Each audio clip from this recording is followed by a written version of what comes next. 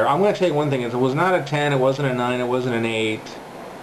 It wasn't a 3. It wasn't a 3. It was like a 5.5. Yeah, 5.5, 6, right in there. Leaving the theater, it was a 7. The more I think about it, it's a 5.5. Yes. Future Joe gets to where he is because of something that he did as young Joe. So when it happens again when he's old Joe, and young Joe doesn't do what old Joe did when he was young Joe, different sequences of events happen, yet old Joe is still there. Right. Watch the movie. Something like that. Watch the movie because it's rather confusing. It's one of those movies that if you like him on it, Magical Mystical.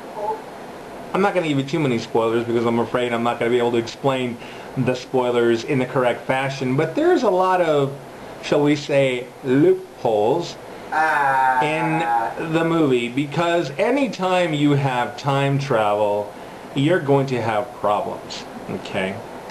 I.e., if you kill yourself, how does that affect you? But not only you, how does it affect everything else around you?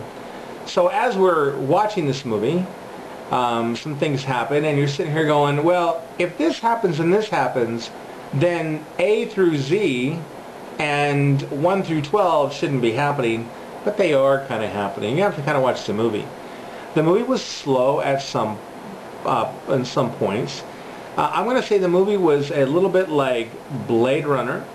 It was a little bit like the latest Star Trek, because they had the whole Iowa-type cornfield out in the middle of nowhere. That plus the futuristic city together, which kind of made it interesting. The one thing that I told my son, which I thought was really weird, is, okay, it's the year 2044, okay?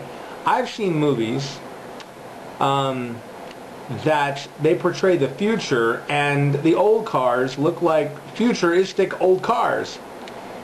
But in this movie, there are people driving around in the year 2044 in old, beat-up, retrofitted cars that were manufactured in the late 60s and early 70s.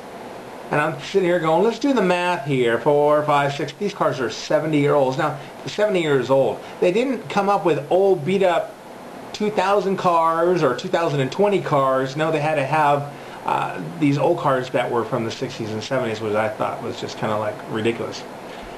And then you throw in like Carrie or Firestarter with Drew Barrymore. And you could also throw a little Inception in there and a little Jumanj as well. And what you walk away with is a movie that you're thinking too much at the end. You're trying to think about it. So let's just say that there's a group of, there's the mob. We watched the same movie? Yeah, we did. And Are you sure we watched the same movie? We did watch the same movie. I'm just forgetting. There's one. Hey! There's one. Yay! Okay.